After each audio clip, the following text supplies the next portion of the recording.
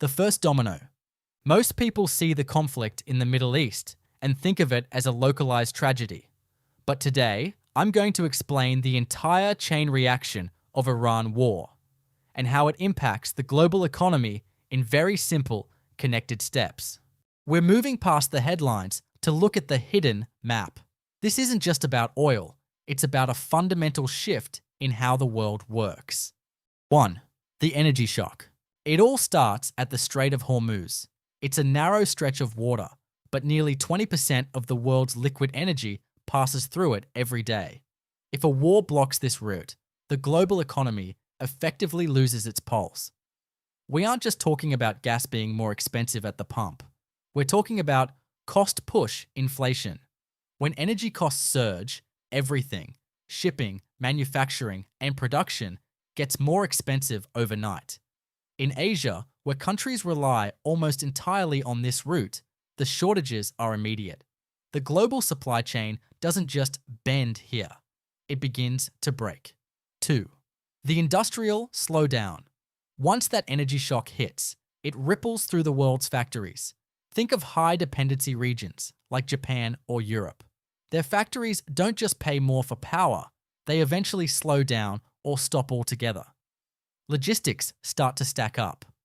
Containers sit idle because the cost of moving them has outpaced the value of what's inside. This creates a snowball effect.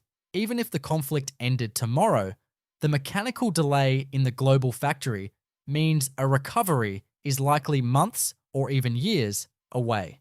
3. The food channel. This is where the crisis turns human. Most people don't realize that energy is actually the primary ingredient in our food. Natural gas is the main input for nitrogen-based fertilizers. When energy prices move, fertilizer prices follow. That leads to lower crop yields and a sharp rise in global food prices. For lower-income populations, this is the breaking point. Inflation stops being about expensive electronics and starts being about survival. 4. Why this time is different. Usually, when a shock hits, there's a buffer. In the past, we had falling interest rates or a new tech boom to soften the blow. But this time is structurally different. Unlike previous crises, there is no AI-driven miracle that can offset the physical cost of energy. Energy demand is inelastic. You can't just choose not to use it. At the same time, central banks aren't stepping in to help. They're busy fighting the very inflation the war created. We are looking at a persistent crisis with no recovery buffer. 5. The AI and investment collapse. Speaking of AI, the one thing everyone was betting on for growth. AI is incredibly energy intensive.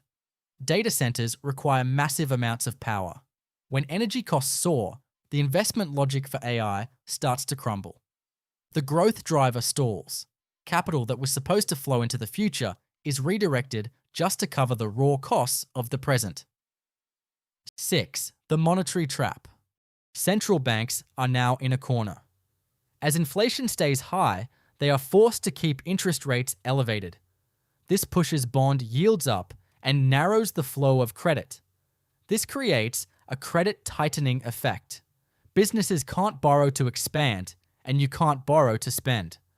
The recessionary pressure begins to mount, and it's a pressure the banks themselves are causing in an attempt to save the currency.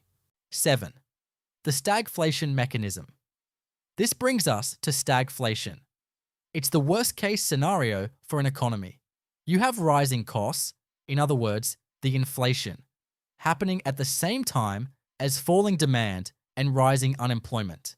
It's an economic contraction paired with price increases. In many ways, this is more dangerous than a standard recession because the engine isn't just running hot, it's seizing up. 8. The wealth gap. There's also a distributional effect. In an energy crisis, wealth doesn't just disappear, it moves.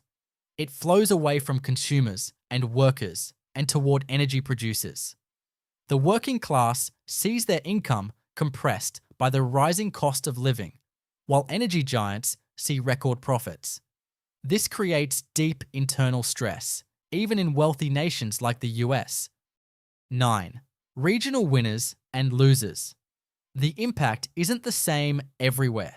Asia is the hardest hit due to its massive import dependency. Europe faces a severe, fragmented crisis. While some regions might be slightly more insulated, the overall picture is one of global instability. 10. The EU fragmentation. Look closer at Europe. The EU was built on the idea of unity, but an energy shock causes divergence. As prices vary wildly from Germany to Italy, internal divisions deepen. Countries start looking out for themselves, and the cohesion of the union begins to fray under the pressure of uneven economic damage. 11. Financial system disruption.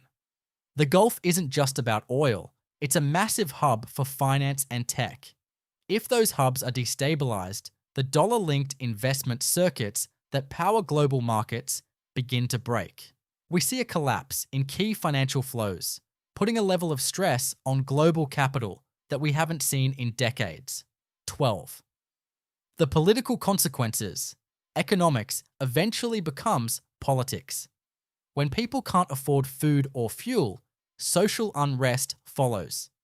History shows us that prolonged economic crises often lead to the rise of authoritarian tendencies.